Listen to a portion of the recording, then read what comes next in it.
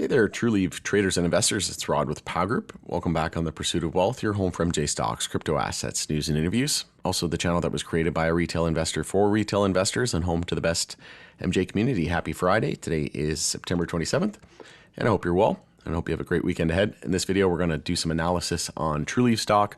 We're going to bring up TCNNF.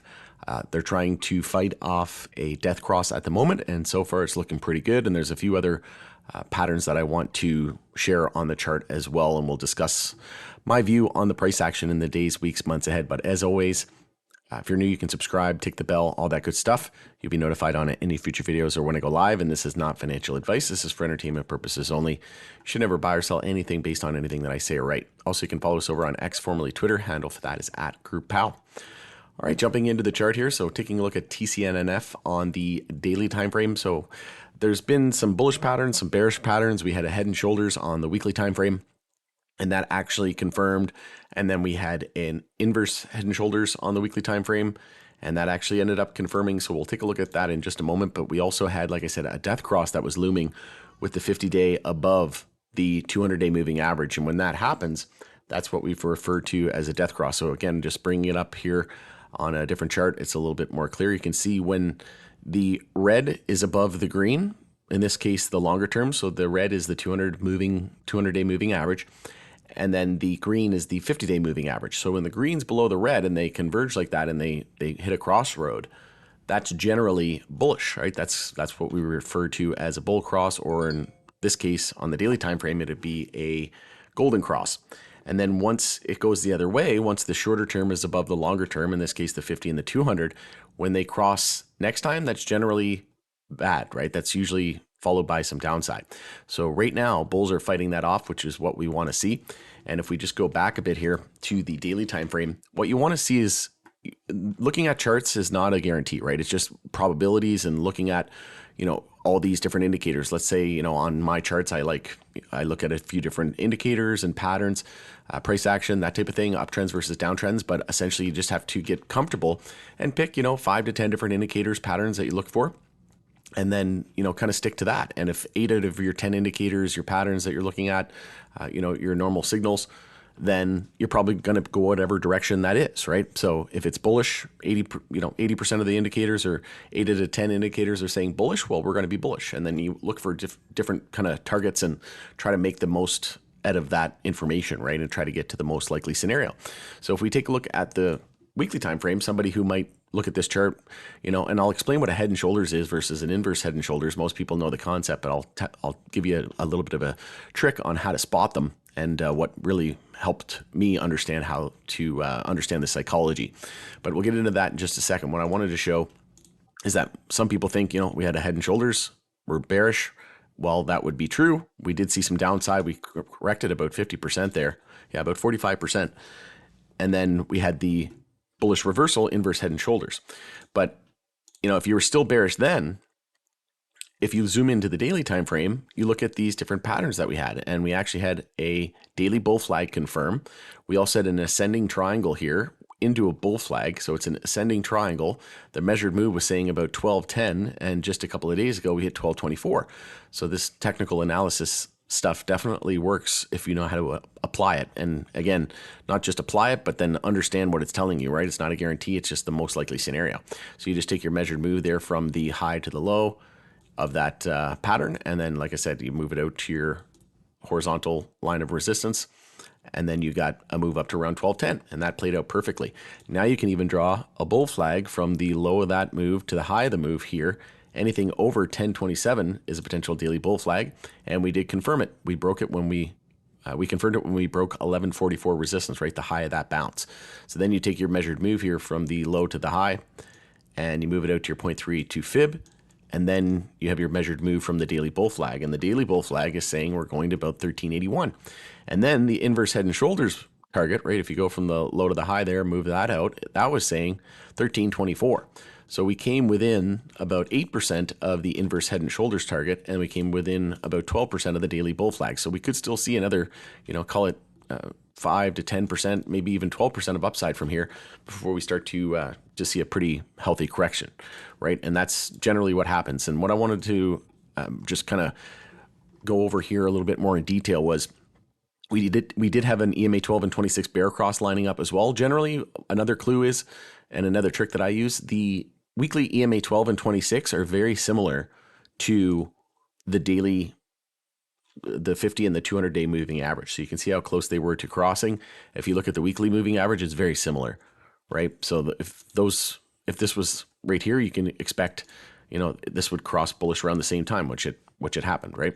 So the last time we had a EMA 12 and 26 bull cross was right here in December of last year, and then we skyrocketed about 172%. Now we could potentially see a bear cross, but it's been all bulls. They've been fighting it off. They've been fighting off the bearish momentum and trying to avoid this death cross. And right now, Trulieve, definitely one of the, well, I would say it's the strongest stock in MJ. IIPR is really strong as well. But yeah, Trulieve, definitely the shining star right now in a sector that's been bleeding out. But overall, they're going to benefit greatly from Florida going legal. So if they approve Amendment 3, which I think they will, then I think they'll go adult use and become the 25th state come November. But yeah, it's looking fantastic. The weekly time frame, we had a buy alert go off on this as well. On the Powell Algo, we had a stochastic and a MACD weekly bull cross. We're well above the 10-week moving average now. We just had a bull cross of the 50 and the 100-week moving average as well, and we're gearing up for the first ever 50 and 200 weekly bull cross. So it's looking really juicy here at the moment. Like I said, we could still see a little bit more upside from that. And what I want to touch on here now is the head and shoulders. So this is one of the most basic formations that we see, right? When you first start learning technical analysis or you start looking at charts, one of the first things people learn is a head and shoulders, but they don't really know the psychology behind it. So generally, a head and shoulders is a bearish reversal pattern, meaning you've been super bullish, you've been going up in price, and then you have a bearish reversal, meaning, we're probably due for a healthy correction, and then you're going to reverse and go the other way and see some downside momentum, right? And we had a bull cross and then a death cross. Well, not a death cross. We had a bull cross and a bear cross on these weekly EMA 12 and 26, but again, they're very similar to the daily time frame, which is why I kind of mentioned the death cross thing, right? Because it all comes around the same time and ends up basically working out to be the same thing. But if we take a look at the head and shoulders here, you want to look for a head and shoulders and a reversal pattern at the top of a bull move. So you wouldn't be looking at a head and shoulders here because we have an EMA 12 and 26 bull cross lining up. So you want to kind of see a little bit more of a sustained move and rally, right? And this is like one big cup if you look at it. But yeah, essentially you're coming off sort of a rounded bottom here. And we did move substantially off the low there, about 300%. So, yeah, that's when you want to expect a reversal to come in. After you run 200, 300%, you need to expect a 30, 40, 50% pullback. And that's exactly what we got. We pulled back almost 50%, about 46%. So again, you wouldn't be looking for a head and shoulders here because we've been so beaten down, right? We dropped almost 80% just from December 22, right? So December 2022 to the low. So you're going to expect a pretty big move, right? If you drop 80%, you're probably going to expect 100 to 200, maybe even 300% rally, right? And then sure enough, we ran about 300%. So then we need to expect, after a 300% move, we need to expect a 30, 40, 50% correction. And again, that's exactly what we got there from the high to the low. So you want to look for head and shoulders after a big bull move, right? And a sustained move to the upside. And then you want to find inverse head and shoulders at the end of a bear trend, right? It's a bullish reversal and inverse head and shoulders. So it's the opposite. So here, it made a lot of sense to look at this inverse head and shoulders because we already had our head and shoulders here and we had a 50% drawdown and we have so many things that are coming up to be bullish on with regards to Florida here in a month, right? We're going to find out little over a month if it's going to be adult use come, summer of 2025.